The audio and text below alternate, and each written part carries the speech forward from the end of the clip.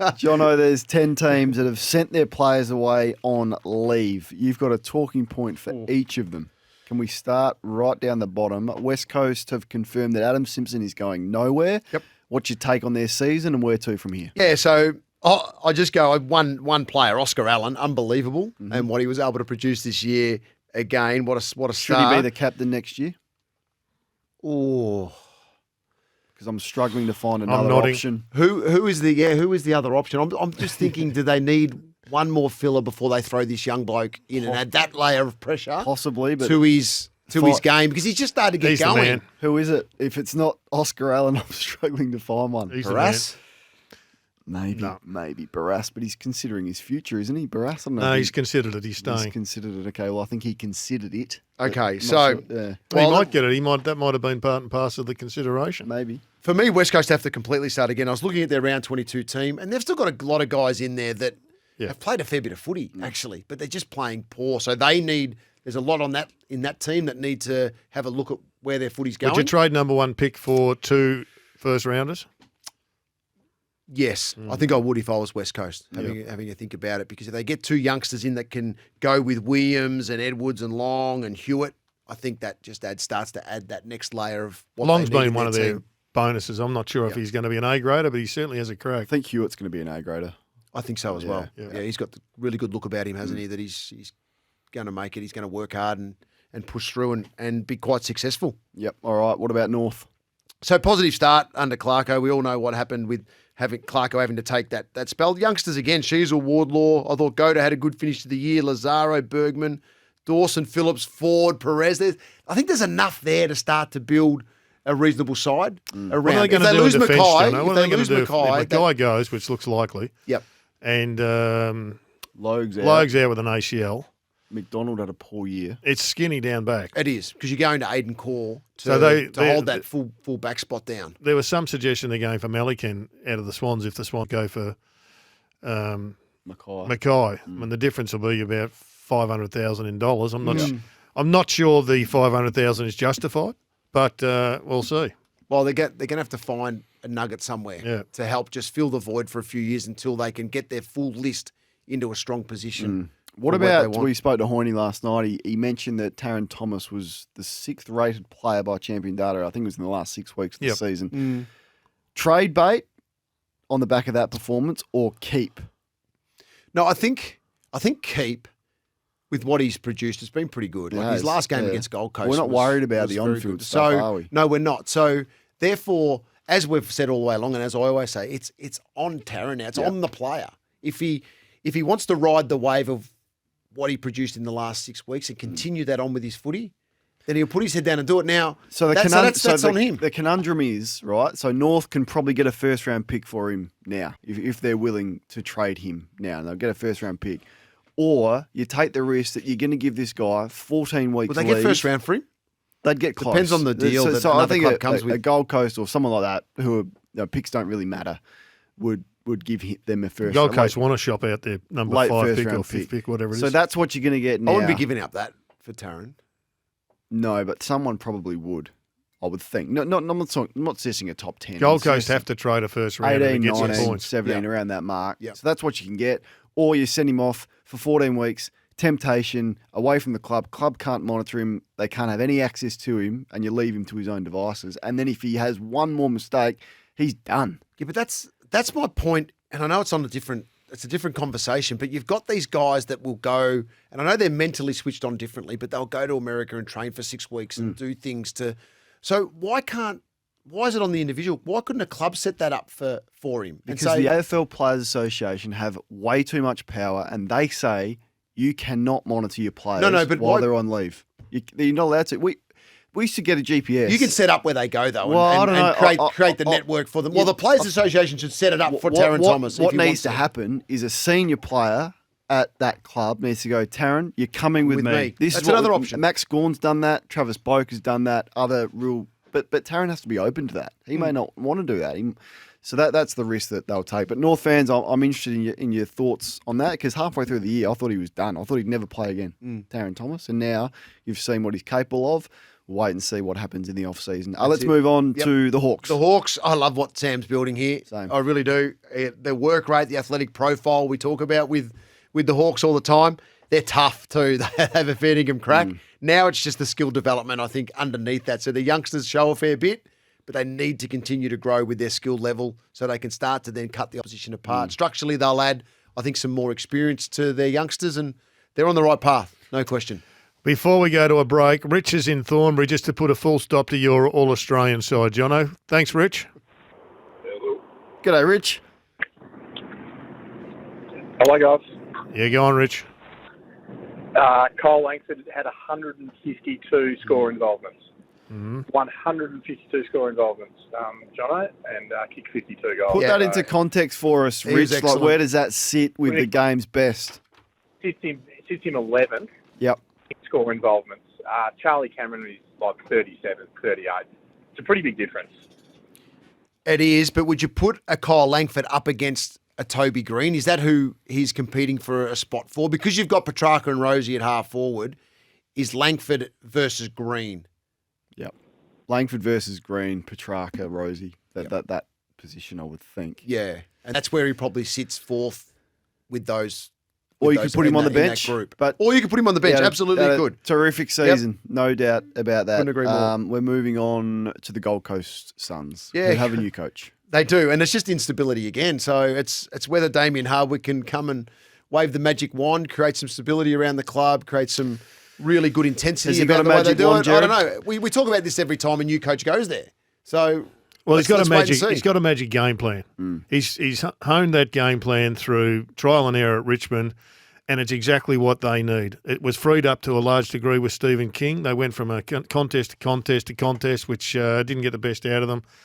But they still aren't a turnover team, and unless you get the turnovers, unless it's like Michael Voss has got that challenge, if you don't get your turnover game organised, then you're not going to win a grand final. I think they need and if more- there's one thing that the Bombers need to sort out, they've got to get their turnover game and their defensive game Absolutely. sorted out. I think they need more midfield rotation. So they go Anderson, 100%. Rowell, Yep. and Miller. Flanders has then helped, right? Flanders has jumped in because King has given him a good run in the last 5 weeks. We've seen what he can do. But outside of that, and that's what I think Damien Hardwick did at Richmond. He had players flowing in and out around that. They need to get to 8 to 10 midfield players that can rotate through the midfield. The one thing we do know, the high half forwards are going to be running their backsides off yeah. up there. Look John out. O's here for King Island Player Strike. Doggies next year. The curious case of Bailey Smith. We heard from Jordan Lewis on AFL 360 last night, and the last voice you heard was his manager, Paul Connors. A couple of points on this. What Jordan said is an opinion and is a fair opinion. I think I think we were all asked that at some point in our careers. He says, I would imagine, though, he says no to more than he says yes to. Like, I think he's been pretty streamlined with the endorsements that he's taken, and I think Connor's sports manager has been very careful not to just say yes to everything. Yep. But Paul equally shouldn't be surprised that this is a talking point. When you've got a player that bursts onto the scene, kicks 7 goals in 2 games in a final series, looks like he's going to be the next big thing. Getting paid a squillion. Yeah, and then he drops away. But I know his ball use wasn't great at the start of the year, but he was still getting his disposal rate was still where it needed to be. Now I know he didn't kick it as well as what we've seen in the past and all that. But that's sort the of point, stuff. you know. When you're getting paid the top dollar, you've got to have impact. No, exactly. And he wasn't having But impact. He's in his 5th year of footy too, Yep. and I'm going into bat for him a little bit here, but ultimately. That's why I'm glad the question's asked now, because years 6 to 12 becomes your sweet spot in footy. And us three have lived that, where you go, okay, yep, you improve, you might stabilise for a bit, and then you go, whooshka, here we go. But once again, if Bailey gets his mind right, gets his attitude right to what he wants to achieve in the game, that's why the question needs to be asked. I think that's what Jordan was saying, though. That's exactly what Jordan was saying. So therefore, Bailey now has got something to think about where he wants to take his footy individually. Now, Paul Connors has put a full stop on the whole discussion around him leaving. Which is He's the not. right thing to do. But Yeah. Paul shouldn't be surprised that this commentary is happening. It's not hysterical. You know at why all. the commentary happens? Because the outside footy world, outside of the Bulldogs, can see where Bailey Smith can go to in the next But 6 years of his career. So can the Bulldogs. But you got to question have they managed this guy right? He's a unique guy. Clearly, he's obsessive. Well, the year before he was flying. So yeah, but I've lived this, John. Like you just become so obsessed with your footy. That's and I don't know him. I just view him going to training when he's been ruled out with gastro and running laps after the game and doing all the things and him speaking about his anxiety, him weighing his food and his draft. All of that adds up to me. Says this is a player that needs a lot of care. He needs to be treated differently to other players. He is so desperate to be the best player that he possibly can that sometimes his actions don't lead him to get the best out of himself. So now, this year will be an interesting one. If it doesn't go well, you could see him at another club. But the Bulldogs are going to manage this guy differently than they manage other players. Yeah, and his draft year, we went to the US and he came to the US, Bailey, and we went to the IMG Academy. And the year before, he was just in the program doing his thing. And we hit the ground in the US in January and we did a time trial at IMG and he brained it. And it was sort of like, and he looked like he just changed. His body shape to change. Chiseled. It was like, whoa. And he started from that point, from the whole doing things a little bit differently, taking things a little bit more seriously. And it just, and as we know, things evolve, but at some point you've got to assess where it's at and then either keep going with what's working and adjust what's Maybe not. Maybe he's got to have a mental breakdown. Maybe Yeah. he's got to have a mental down period. That's it. I 'Cause think if you're that's all part of it. Yep. I agree with that. But I'll I'll never be critical of a player who wants to get the absolute best out of himself and wants to train and do all those things. He just needs to be channeled in the right place, and the club needs to manage that. Yep. Where did we get up to? Which team? So Before we do, let's just go back. A lot of people are split. Trade Thomas or keep Thomas? I would, if there was a reasonable offer, and I say a first round pick, I would trade him. I clearly don't have any respect for what he's been doing off the field, and I think if he's got the value now, I'd get him out of the place.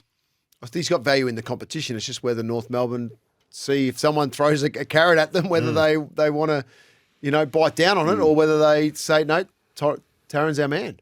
Gerard, I think I'd keep him. I think you've got a really strong coach. It would appear as if the penny's dropped. I know you're taking a punt, but you're also taking a punt if you give away a first rounder for him. So to me, I think I'd probably keep him. all right, we up to the Dockers. We're up to the Dockers, who went to finals to 14th. Big slide for a promising side. So I think their main issue is their forward line, and it probably has been for some time. Their midfielders were, I don't think they had the collective cohesion throughout the year. Sarong played really well.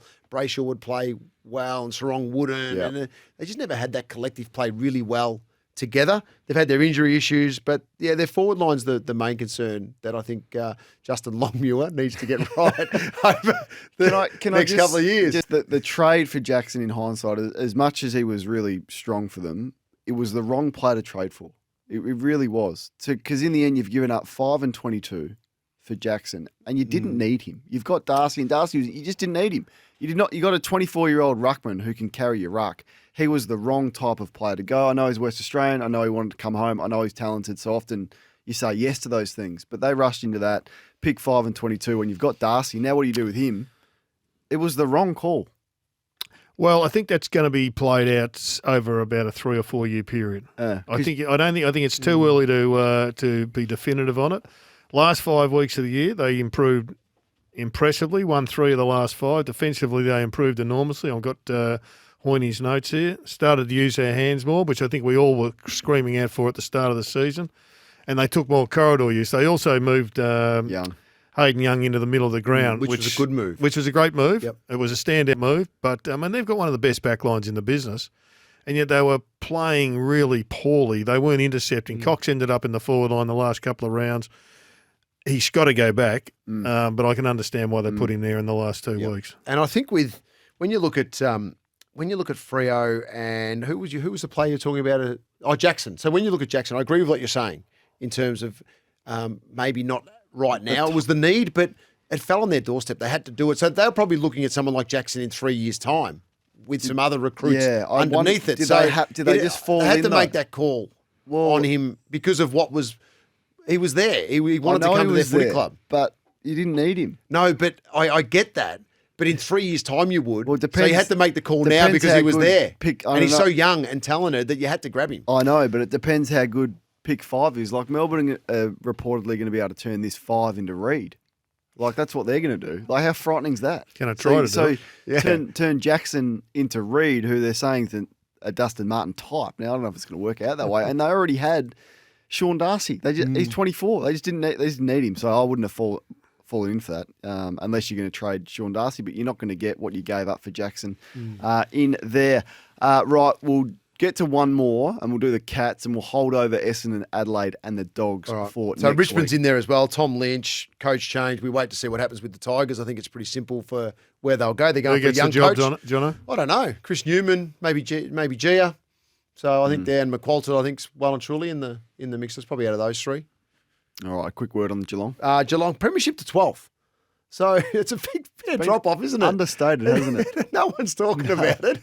I think they'd be very happy that the Dogs are copping some heat West Coast. and a couple of others. If you got that bit of silverware in the cabinet, though, it takes a lot of heat off. It does, but it normally doesn't result in 12th the following year, does it? So, and that's just with what we've seen recently. If you win one, you're normally up there for a period of time. So, but the Cats have been up for some time. Maybe you got some credits in the bank off the back of that.